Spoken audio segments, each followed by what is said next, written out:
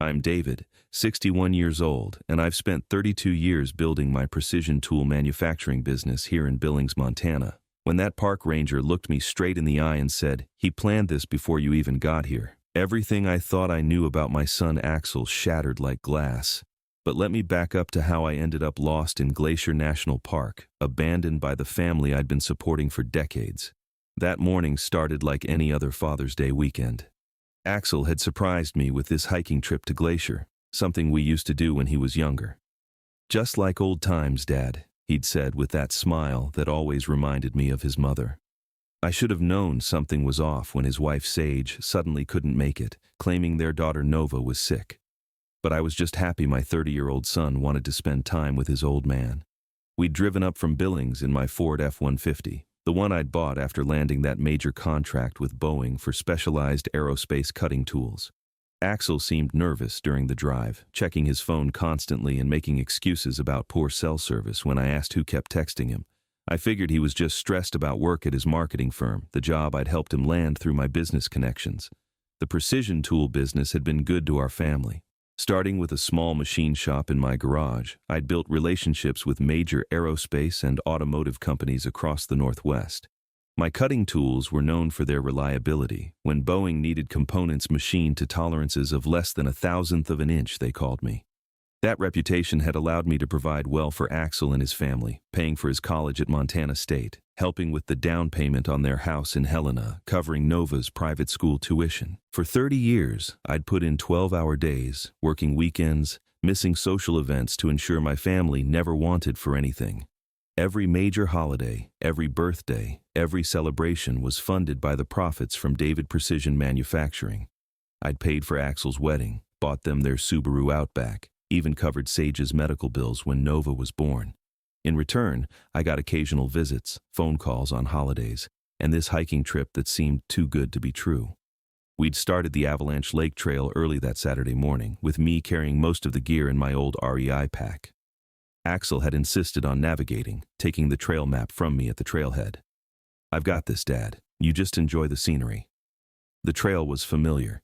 We'd hiked it 3 times when he was in high school, but something felt different about the way he was leading us. About 2 miles in, near Hidden Creek, Axel stopped and pulled out his phone. "I need to make a quick call about work," he said, walking about 50 yards ahead around a bend in the trail. I could hear his voice, but couldn't make out the words.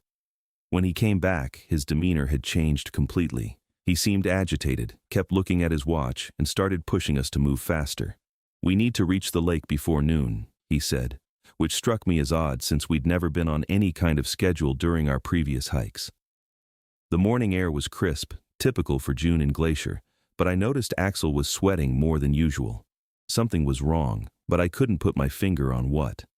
That's when things started to get really strange, and by the time that park ranger found me, 12 hours later, hypothermic and alone, I understood exactly what my son had planned for his dear old dad.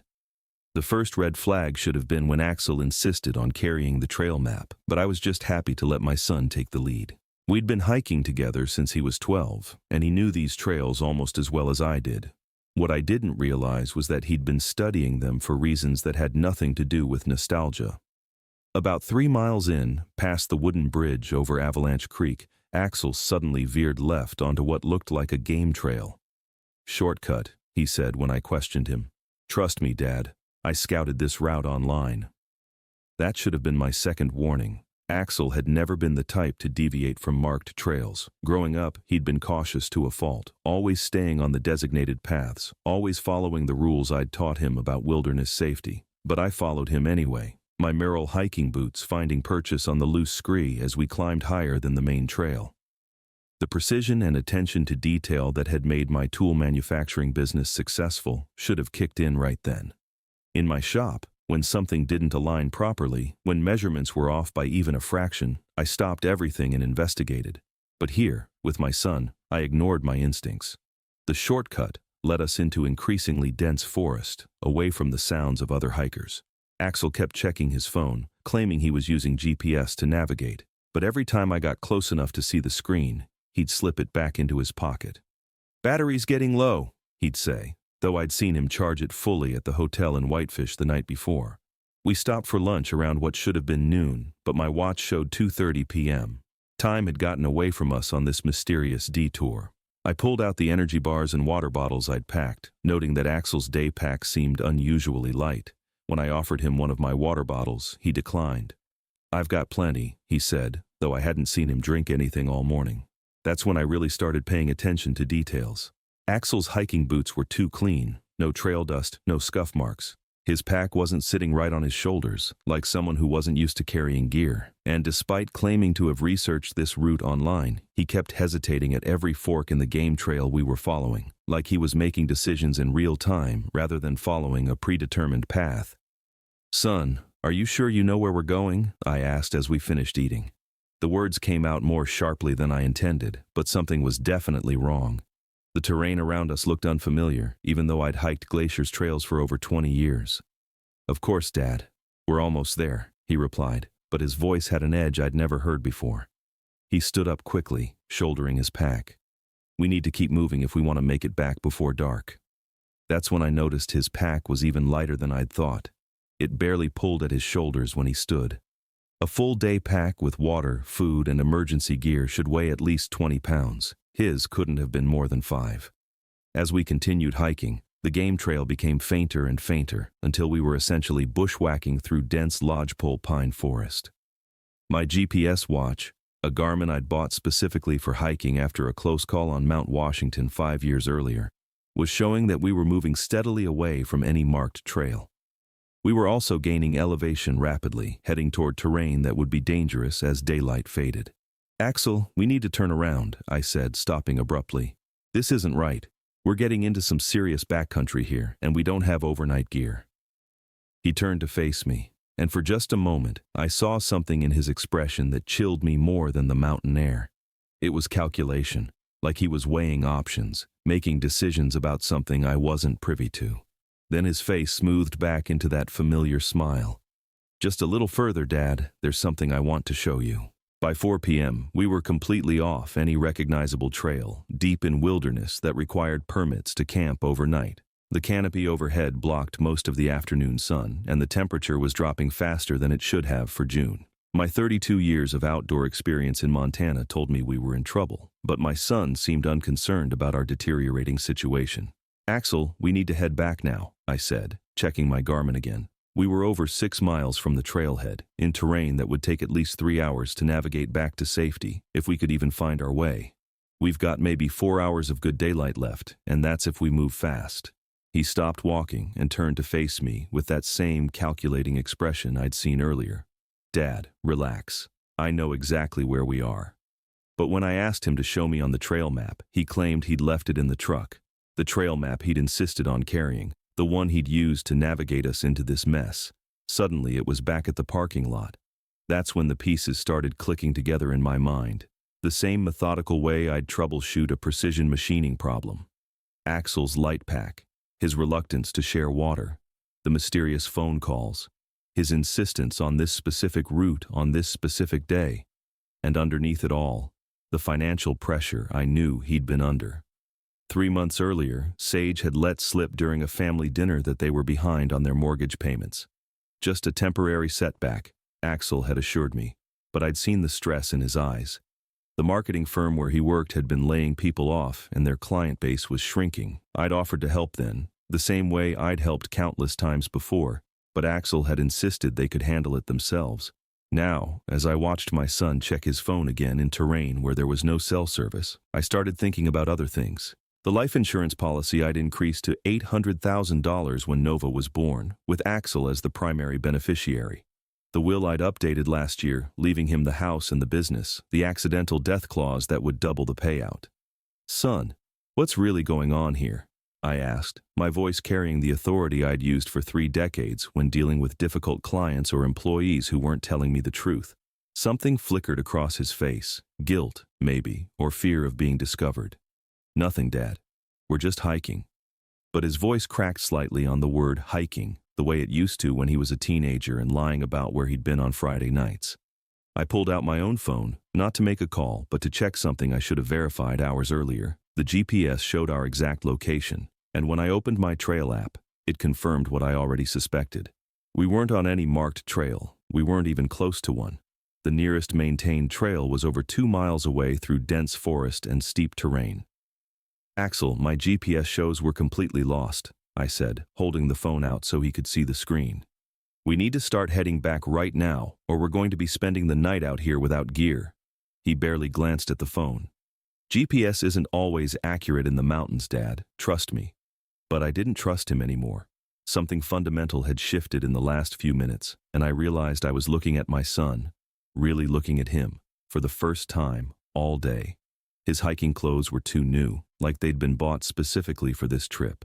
His boots showed no wear patterns, no familiarity with trail use. And most telling of all, he wasn't concerned about our situation in terrain that should have had any experienced hiker worried. "How much do you owe, Axel?" I asked quietly. The question hit him like a physical blow. His shoulders sagged, and he looked away toward the darkening forest. When he finally spoke, his voice was barely above a whisper. "More than you know, Dad. A lot more than you know." "How much?" I pressed, using the same tone I'd used with suppliers who were trying to hide cost overruns. In the precision tool business, you learn to spot deception quickly. A customer claiming their specifications were accurate when your measurements proved otherwise. A vendor swearing their materials met standards when your quality control showed defects. Axel sat down heavily on a fallen log, his day pack sliding off his shoulders with almost no weight to it. 87,000, he said finally. Between the second mortgage on the house, the credit cards, and some other debts. Other debts. That phrase hung in the mountain air like a warning. In my experience, when someone couldn't specify what they owed money for, it usually meant something they were ashamed of. Gambling, drugs, or worse. I'd seen good employees lose everything to addictions they'd hidden from their families. "What kind of other debts?" I asked, settling onto a boulder across from him. The afternoon sun was filtering through the pine canopy at a sharp angle now, creating long shadows that reminded me how little daylight we had left. "Online poker," he admitted without meeting my eyes. "Started small, just 100 here and there. Then I hit a big win, $12,000 in one night. I thought I had a system figured out." His voice got smaller with each word. But the wins stopped coming, and I kept chasing them. The credit cards were supposed to be temporary, just to get back to even. I'd heard variations of this story before from employees who'd gotten in over their heads. The pattern was always the same: small bets, early wins, escalating losses, desperate attempts to recover. What I'd never heard before was my own son telling me this story while we sat lost in the Montana wilderness. "So you figured your old man's life insurance would solve your problems?" I said it matter-of-factly, the same way I'd state specifications for a machining job. No emotion, just facts. His head snapped up, eyes wide with something between panic and relief at being found out. "Dad, it's not like that. I never meant for—" He trailed off, unable to finish the lie. Never meant for what? For me to have an accident in the wilderness? For me to get lost and not make it out? I pulled out my Garmin again, checking our position. "Son, we're in grizzly country, 6 miles from the nearest trail, and you brought me here with inadequate gear, on a route you obviously don't know." The silence stretched between us, filled only by the sound of wind through the pine trees and the distant call of a Clark's nutcracker. In that quiet, I heard something else, the faint drone of an airplane, high overhead. Commercial flight, probably heading from Seattle to Minneapolis, full of people who had no idea that down here in the wilderness, a father was realizing his son had planned his death. "The gambling debts aren't just with credit cards, are they?" I asked, though I already knew the answer from the fear in his eyes. "Some guys in Billings," he whispered. "They're not the kind of people who accept payment plans. They want their money by the end of the month, or they start collecting in other ways." They mentioned Sage and Nova specifically. Now I understood the timeline. Father's Day weekend, remote location, staged hiking accident, insurance claim filed by grief-stricken son who'd lost his father in a tragic wilderness mishap. $800,000 would solve a lot of problems, and the accidental death clause would make it $1,600,000, enough to pay off the gambling debts, save the house, and still have plenty left over. I stood up, shouldering my pack with its emergency gear, extra food, and water, all the supplies a responsible hiker brings for safety. "How much of this did you plan yourself, and how much did your new friends help you figure out?" The look on his face told me everything I needed to know. This wasn't just desperation and poor judgment. This was a coordinated plan, probably with advice from people who'd solved financial problems this way before. The thought that my son had discussed my death with strangers, had planned the details of how to make it look accidental, hit me harder than the realization that he'd intended to kill me. Dad, please, I never wanted to hurt you, but they're going to hurt my family if I don't pay them back. So you decided to hurt me instead, I said, checking my compass bearing. Well, son, here's the thing about precision work. You have to account for all the variables, and you missed a big one. What did I miss? Axel asked, standing up from the log with that same calculating look I'd seen all day. But now I recognized it for what it really was. He was trying to figure out if his plan could still work, if there was a way to salvage this situation. You assumed your old man was just a naive small-town business owner who'd follow you anywhere, I said, adjusting the straps on my pack. But 32 years of running David Precision Manufacturing taught me to prepare for every contingency. You want to know what you missed? I pulled out my phone and showed him the screen. Not the GPS this time, but a text message thread. I've been sending location updates to my foreman, Rick Henderson, every hour since we started hiking. Standard safety protocol for any backcountry trip. Rick knows exactly where we are, what trail we were supposed to be on, and when we're expected back. The color drained from Axel's face as he read the messages. Every hour on the hour, starting from the trailhead. Mile marker 2, Avalanche Lake Trail, all good. Then, off trail following Axel's shortcut, coordinates 48.6931, 113.8372. The latest message, sent 20 minutes ago. 6 miles from trailhead, no marked trails nearby, Axel acting strangely. Rick's got a standing order, I continued, enjoying the growing panic in my son's eyes. If he doesn't hear from me by 6 p.m., he calls Glacier County Search and Rescue. If he doesn't hear from me by 8 p.m., he calls the FBI. See, Rick's an ex-Marine who spent 2 tours in Afghanistan, and he's got friends in law enforcement. He knows what a planned disappearance looks like. That wasn't entirely true. Rick was a good foreman, but I'd never given him those specific instructions. But Axel didn't need to know that. What mattered was establishing that people knew where we were and would come looking if we didn't return on schedule. Dad, you don't understand the situation I'm in, Axel said, his voice taking on a desperate edge.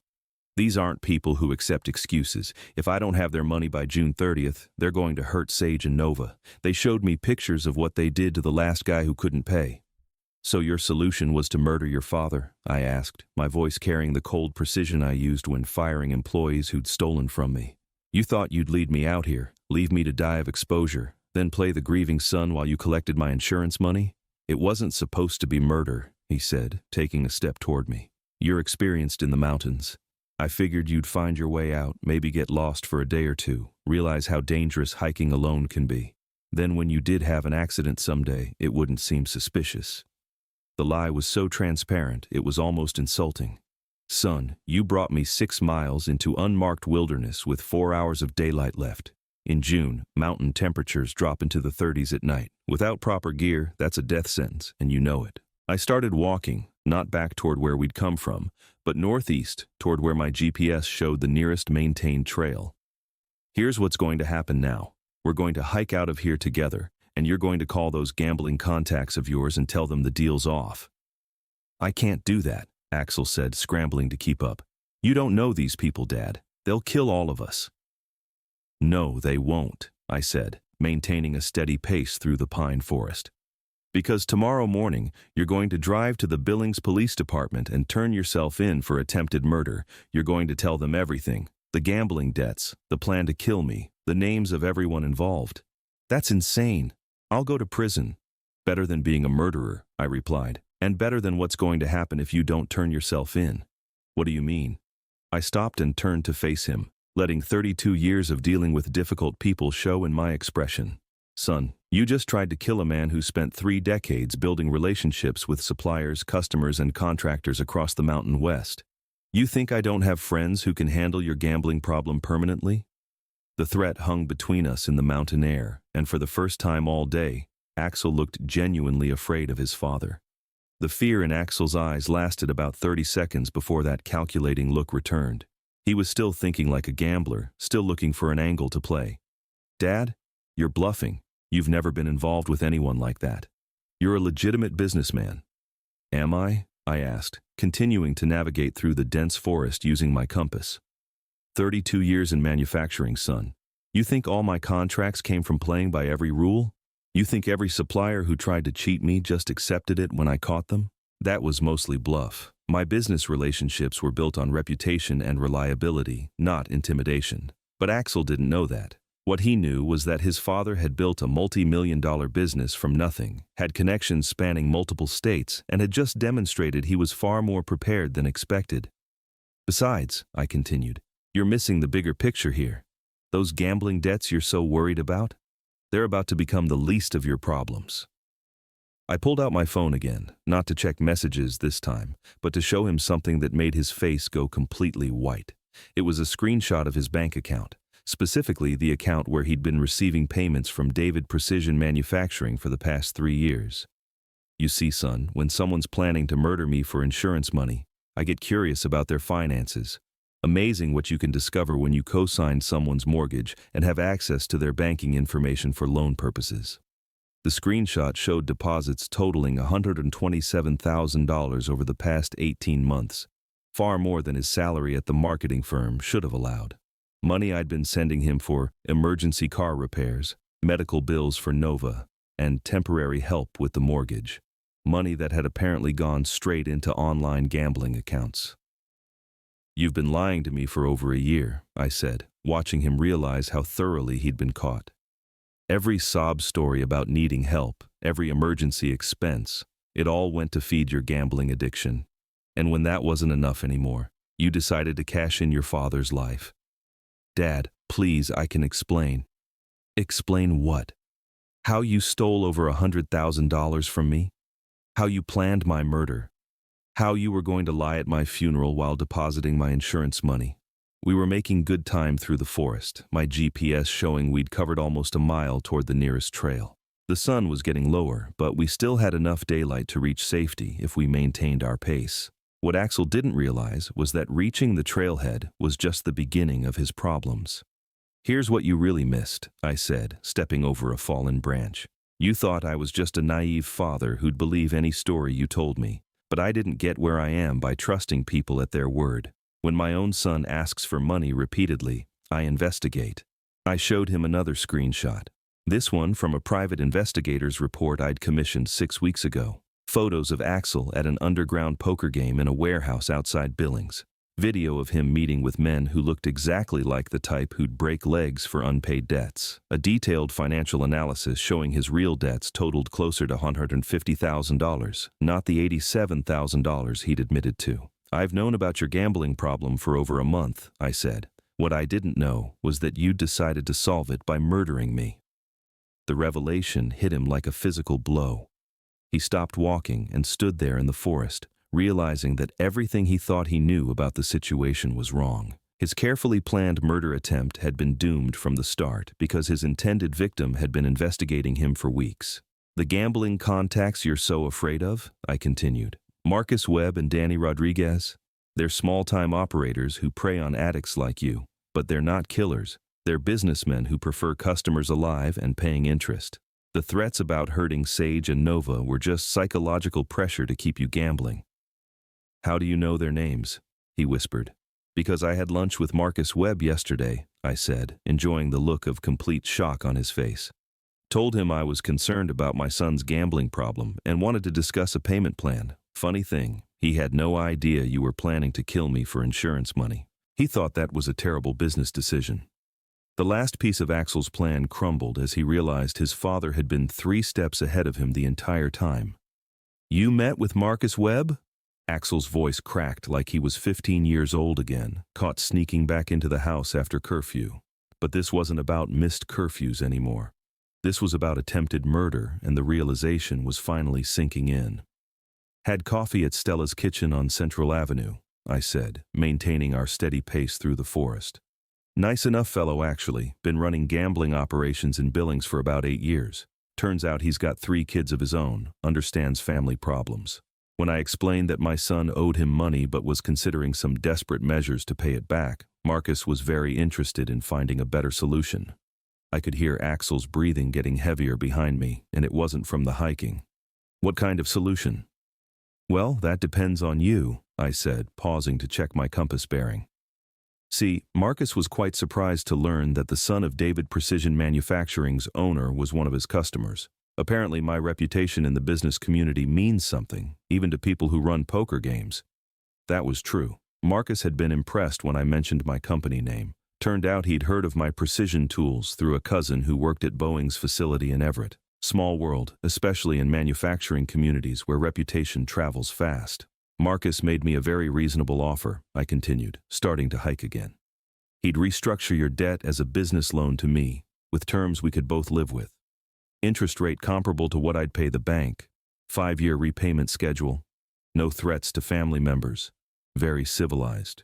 You'd pay off my gambling debts? Axel sounded stunned by the possibility. I was considering it, I said. Before I found out you were planning to murder me, that is. Changes things considerably when your own son tries to cash in your life insurance policy by leaving you to die in the wilderness. We'd been hiking for 45 minutes now, and my GPS showed we were getting close to the Avalanche Lake Trail. Other hikers would be heading back to the trailhead around this time, people with cameras and smartphones who might wonder why a father and son looked so tense during what should have been a pleasant family outing. Dad, I'm sorry, Axel said, his voice barely above a whisper. I never wanted to hurt you. I was just so scared, so desperate. When Marcus's guys showed me those photos of what they did to other people who couldn't pay. What photos? I asked, stopping abruptly and turning to face him. Marcus told me they don't use physical intimidation. Bad for business, brings too much police attention. The look on Axel's face told me everything I needed to know. He'd been played, manipulated by someone other than Marcus Webb. Someone who'd convinced him that his father's death was the only solution to his problems. Who showed you the photos, son? Danny Rodriguez, he admitted. He said Marcus was getting impatient, that they were going to send a message to Sage and Nova if I didn't pay up by the end of the month. He showed me pictures on his phone, a guy with broken legs, another one beaten so bad he was in the hospital for weeks. I felt a chill that had nothing to do with the mountain air.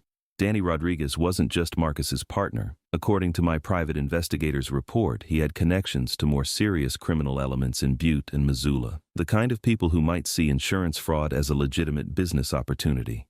Did Danny suggest this hiking trip? I asked, though I already knew the answer from the guilt written across Axel's face. He said accidents in the wilderness were hard to investigate, Axel whispered. Said if something happened to you during a father-son hiking trip, especially on Father's Day weekend, it would just look like a tragedy. He told me exactly which trail to use, how to get you off the marked paths, what to do to make it look convincing. The pieces were falling into place now. This wasn't just my son's desperate attempt to solve his gambling problem. This was Danny Rodriguez using Axel to commit insurance fraud, probably with plans to claim a significant percentage of the payout for his advice and assistance. Son, you weren't just planning to murder me, I said, resuming our hike towards safety. You were being set up to take the fall for a professional insurance scam. Danny Rodriguez was going to let you get arrested for murder while he disappeared with most of the insurance money. The realization hit Axel like a freight train, and he finally understood just how thoroughly he'd been manipulated by people who saw him as nothing more than a useful tool for their own criminal enterprise. He planned this before you even got here, I said, the Rranger's words from my opening finally making complete sense.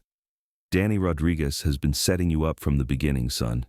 This whole thing was his operation, and you were just the patsy who'd take the murder rap while he collected his cut of the insurance money.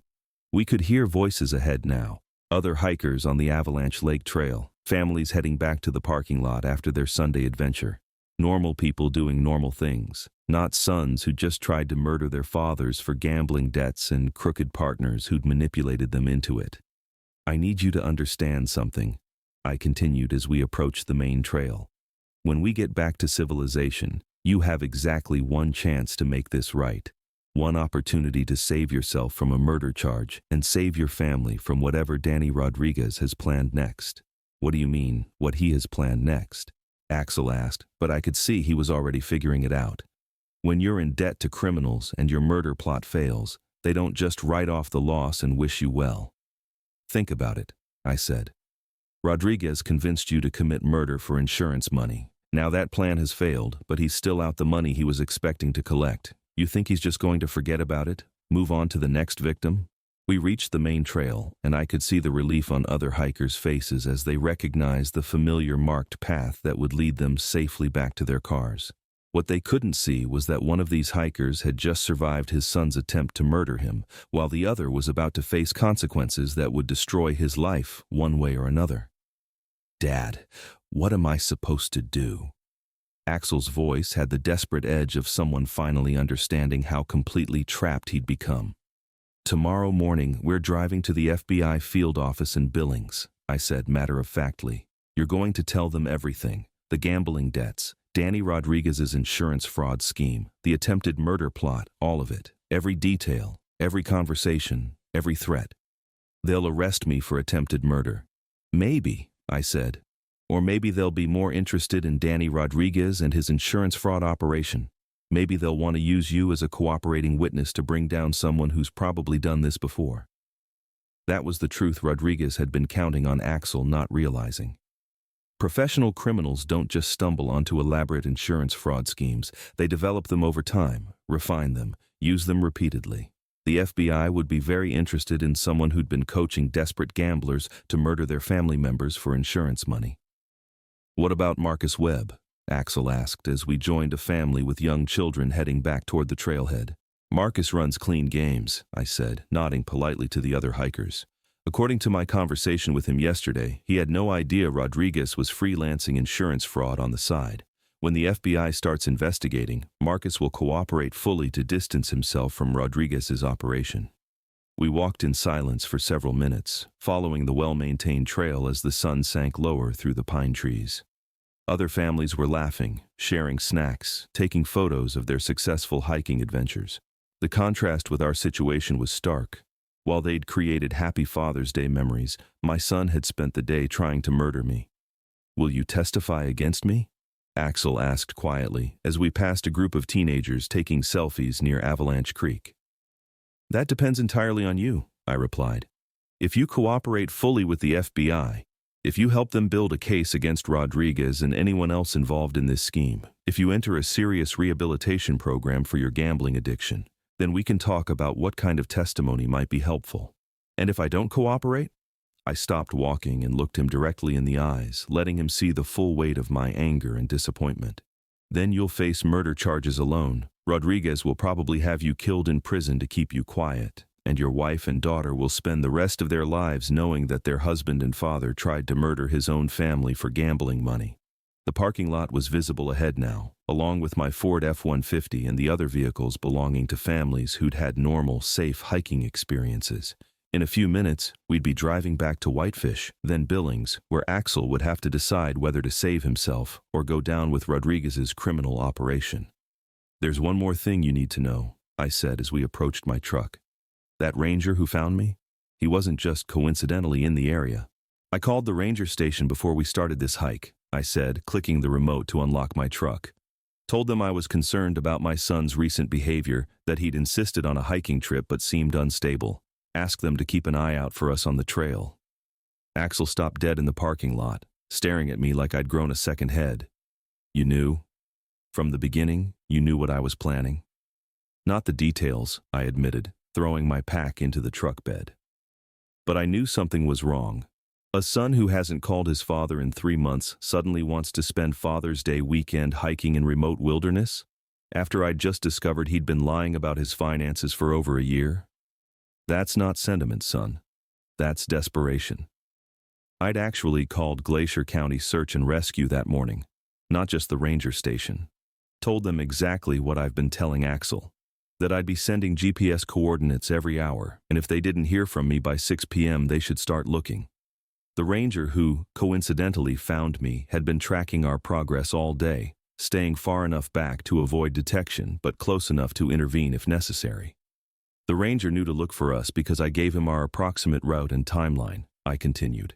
When my 5 p.m. check-in didn't come through, he started backtracking our GPS coordinates, found us about 20 minutes after you finally admitted what this trip was really about.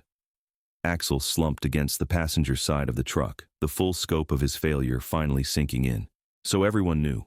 The FBI, the Rangers, Marcus Webb, everyone except me knew this was never going to work. The FBI doesn't know yet, I corrected, but they will tomorrow morning when we walk into their office. What happens after that depends entirely on how honest you are about Rodriguez's operation and how committed you are to making this right. I started the engine and let it warm up while other families loaded their gear and prepared for the drive home. A father was helping his young daughter tie her hiking boots, probably the same way I'd helped Axel when he was that age. Back when I thought I was raising a son who'd grow up to be someone I could be proud of, not someone who'd try to murder me for gambling money. "Dad, what about Sage and Nova?" Axel asked as we pulled out of the parking lot. "If I testify against Rodriguez, won't that put them in danger?" "That's what witness protection is for," I said. "The FBI is very good at keeping families safe when they're helping to prosecute dangerous criminals. Better than Rodriguez is at killing people who cross him anyway." The drive back to Whitefish took 45 minutes, long enough for Axel to fully process the situation he'd created. By the time we reached the hotel, he understood that his choices had narrowed to exactly two options: cooperate with federal law enforcement or face murder charges alone, while Rodriguez's people made sure he never lived long enough to testify about anything. "There's something else you should know," I said as we parked at the hotel. "The $127,000 you stole from me over the past 18 months. I've been tracking every penny. Bank records, casino deposits, withdrawal patterns. I've got documentation of all of it. You're going to press charges for the theft too?" "That depends," I said, turning off the engine. "Are you going to pay it back? With what money? I'm about to lose my job, probably go to prison, maybe end up in witness protection. How am I supposed to pay back that kind of money?" I pulled out my phone and showed him something that made his eyes widen with surprise. It was a business proposal I'd been developing for the past month, ever since I'd confirmed his gambling problem. David Precision Manufacturing needed someone to handle customer relations and business development, someone who understood the family business and could represent the company professionally. $45,000 a year starting salary, I said. Plus commission on new contracts you bring in, work directly for me, learn the business from the ground up, prove that you can be trusted with responsibility again. It would take you about 4 years to pay back what you stole, assuming you don't gamble away your salary. "You'd hire me? After everything I've done?" "I'd give you a chance to earn back what you stole and rebuild your life," I corrected. "But only if you cooperate fully with the FBI, only if you enter a serious gambling addiction treatment program, and only if you understand that one more lie, one more betrayal, means you're on your own permanently." Axel sat in the passenger seat staring at the job offer, probably the first genuine opportunity he'd seen in months to solve his problems without committing crimes or depending on dangerous criminals. "Why?" he asked quietly. "After what I tried to do to you today, why would you give me another chance?" "Because you're still my son," I said, looking out at the mountains surrounding Whitefish as the last light faded from the sky. "And because that Rranger was right, Danny Rodriguez planned this before you even got here. You made terrible choices, son, but you were also manipulated by a professional criminal who saw you as an easy mark." The hotel parking lot was quiet now, most of the other guests already inside having dinner or settling in for the night. Normal families doing normal things, not dealing with attempted murder and federal crimes. But sometimes normal gets shattered, and you have to decide whether to walk away from the pieces or try to put something back together. "I've spent 32 years building David Precision Manufacturing," I continued. "Started with nothing but a used lathe in my garage and a reputation for showing up when I said I would. Every major contract, every business relationship, every dollar I've earned came from people knowing they could trust me to do what I promised." I turned to look at Axel directly, letting him see both the anger and the sadness in my eyes. "Today, I learned that my own son, the person I trusted most in the world, was willing to murder me for gambling money. That's not something a father gets over easily." "I know, Dad. I'm so sorry. But I also learned that you were scared, desperate, and being manipulated by someone who makes a living destroying families like ours. That doesn't excuse what you tried to do, but it explains it. And explanation is the first step toward figuring out how to fix something that's broken." The truth was, I'd been thinking about this conversation for weeks, ever since my private investigator confirmed Axel's gambling addiction.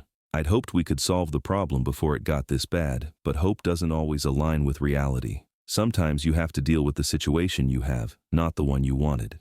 Tomorrow morning, We drive to Billings and you tell the FBI everything, I said. Every conversation with Rodriguez, every threat he made, every detail of how he convinced you to plan my murder. You cooperate fully, you enter gambling addiction treatment, and you start rebuilding your life one honest day at a time. And if I do all that, you'll really give me a job? I'll give you a chance to earn a job, I corrected. There's a difference. You'll start in the shop, learning how precision manufacturing actually works. You'll understand what it takes to build something that lasts, what it means when customers depend on your work to be perfect every time. If you can handle that responsibility, if you can prove you're reliable again, then we'll talk about expanding your role in the company. The mountains around us were dark silhouettes now, massive and permanent in a way that made human problems seem smaller by comparison. But human problems were what we had to solve, regardless of how insignificant they might seem against the backdrop of geological time. What about Sage and Nova? Axel asked. How do I explain to my wife that I tried to murder my father? How do I tell my daughter that Daddy almost became a killer? Carefully, I said. Honestly. With a commitment to making sure it never happens again. Sage married a good man who made bad choices. If you can become that good man again, you might have a chance to save your marriage. As for Nova, she's young enough that this doesn't have to define her childhood if we handle it right. I started gathering my gear from the back seat, ready to head inside and begin the process of moving forward from this disaster. But there was one more thing Axel needed to understand. Son, that phrase the Ranger said, he planned this before you even got here, that's going to be true for the rest of your life now. Every choice you make from this moment forward is either building toward redemption or confirming that you're the kind of person who tries to murder his father for money. There's no middle ground anymore. He nodded slowly, finally understanding the weight of what he'd done and the long road ahead to make it right.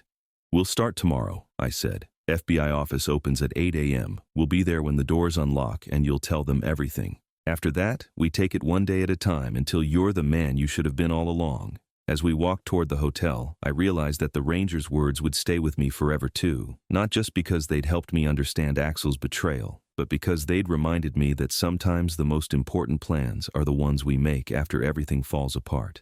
Tomorrow, we'd start planning a different kind of future, one built on truth instead of lies, redemption instead of betrayal, and the possibility that even broken families can sometimes be repaired by people willing to do the hard work of forgiveness.